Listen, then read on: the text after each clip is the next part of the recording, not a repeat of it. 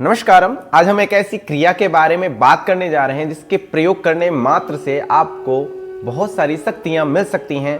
आप इसका अभ्यास करते हैं तो देखेंगे कि आपका शरीर आपकी कंट्रोल में होने लगेगा, आपका शरीर आपके वश में होने लगेगा। आप प्रतिदिन 2 महीने तक इसका अभ्यास करते हैं तो देखेंगे कि आपके शरीर में कुछ अद्भुत शक्तियां काम कर रही हैं जो आपको रोगों से लड़ने की क्षमता प्रदान कर रही हैं और बहुत सारी पॉजिटिव एनर्जी भी प्रदान कर रही हैं।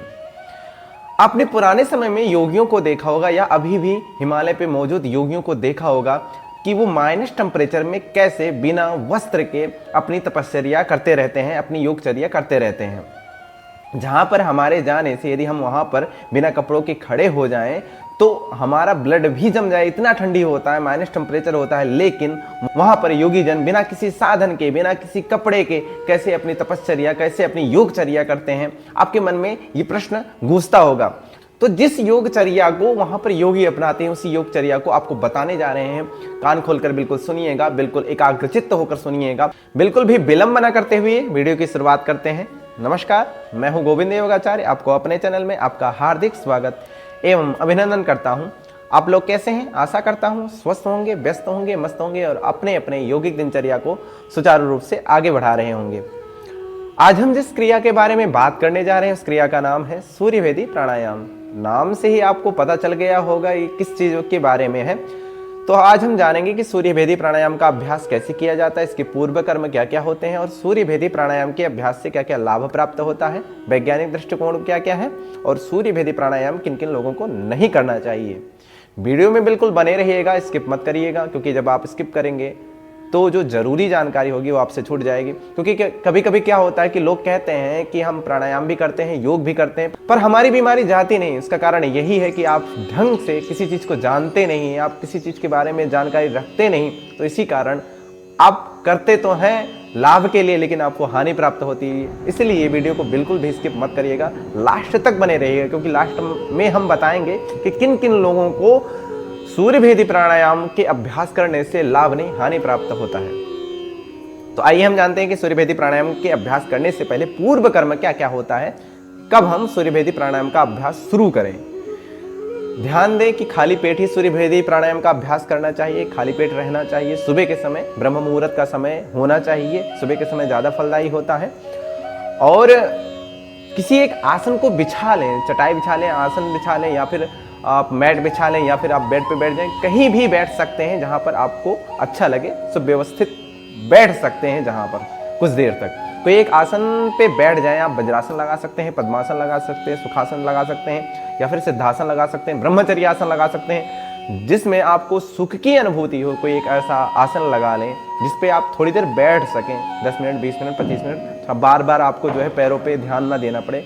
कोई एक ऐसा आसन बिछा लें। यदि आप नहीं बैठ सकते, आप वृद्ध हैं किसी कारणवश, तो आप दीवार के सहारे बैठ सकते हैं, बेड पे बैठ सकते हैं, आप कहीं भी बैठ सकते हैं। लेकिन यदि आप बैठ सकते हैं, यदि आप कर सकते हैं, तो आप नीचे ही बैठिए। नीचे बैठना ज़्यादा फलदायी होता है। किसी एक आसन को लगा लें, कमर गर्दन बिल्कुल सीधा रहना चाहिए। अब सूर्यभेदी प्राणायाम को करने से पहले हाथों को विशेष ध्यान से देखेंगे। एक मुद्रा लगाई जाती है सूर्यभेदी प्राणायाम करते समय।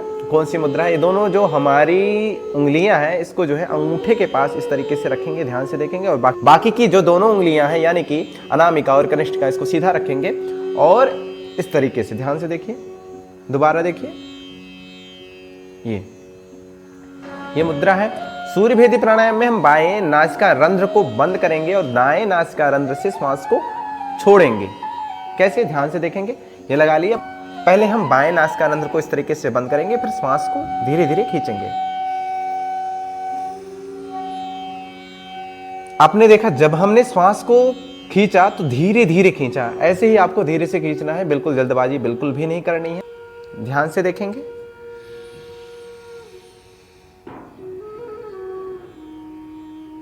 फिर उसके बाद में दाएं नासिका रंध्र को बंद करेंगे, बाएं नासिका रंध्र से धीरे धीरे छोड़ेंगे। लोग क्या करते हैं कि श्वास को तो लेते हैं, धीरे धीरे भी लेते हैं, लेकिन छोड़ते समय वो जल्दबाजी कर देते हैं। जितना समय वो लेते हैं लेते समय उतना समय वो नहीं देते छोड़ते समय। इसलिए जितना आपको, यदि आपको 3 सेकंड लग रहा है लेते समय, तो 3 सेकेंड ही लगना चाहिए छोड़ते समय। ये प्रारंभिक स्थिति है। ध्यान से देखेंगे, पुनः मुद्रा लगाएंगे। यदि आप मुद्रा नहीं लगा सकते तो आप नॉर्मली भी कर सकते हैं, पर ये हाथ जो है ऊपर रहना चाहिए, नीचे की तरफ नहीं रहना चाहिए। तो फिर से देखेंगे, ये ऐसे इस तरीके से करेंगे। बाएं नासिका रंध्र को इस तरीके से बंद करेंगे, दाहिने नासिका रंध्र से श्वास लेंगे। धीरे धीरे ही लेंगे। आपको यदि 4 सेकंड लग रहा है लेने के लिए तो आप काउंट करिए 4 सेकंड, ठीक है।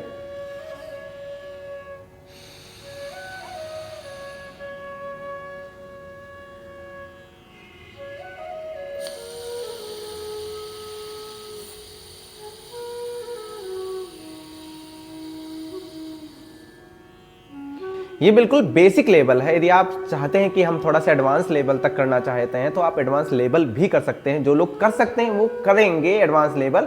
तो बेसिक लेवल हमारा कैसे होता है कि हम जैसे 1 या 2 या 4 सेकंड में श्वास को ले रहे हैं, फिर बाएं नासिका रंध्र से 2 या 3 या 4 सेकंड में छोड़ रहे हैं। अब एडवांस लेवल में क्या होगा, एडवांस लेवल में हम जैसे दाहिने नासिका रंध्र से श्वास को लेंगे तो उसके बाद में कुंभक क्रिया, अंतः कुंभक क्रिया करेंगे। हम अंदर में जो है श्वास को रोकेंगे धीरे धीरे, लगभग 2 या 3 या 4 सेकंड, जितना आप रोक सकेंगे उतना आप रोक सकेंगे। फिर उसके बाद में बाएं नासिका रंध्र से इसको छोड़ना है। लेवल 2 है, ठीक है। ध्यान से देखेंगे, हमने ये मुद्रा लगाया इस तरीके से और दोनों उंगलियों से इस तरीके से किया, श्वास को लिया, कुंभक किया यहां पे। फिर इसके बाद में धीरे धीरे बाएं नासिका रंध्र से श्वास को छोड़ दिया।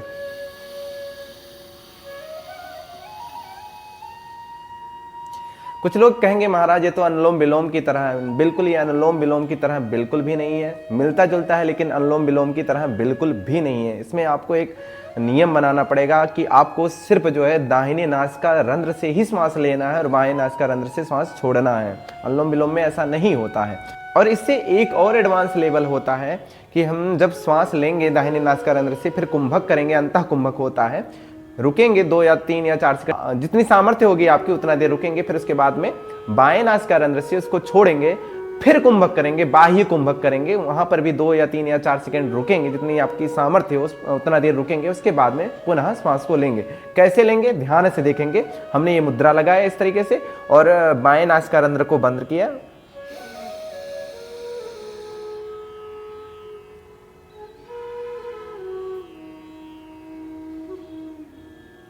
बाएं नासिका रंध्र से धीरे धीरे श्वास को छोड़ दिया।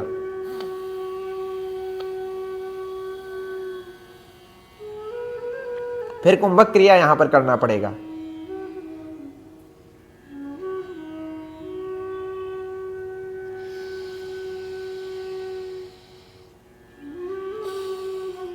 यह है सूर्यभेदी प्राणायाम।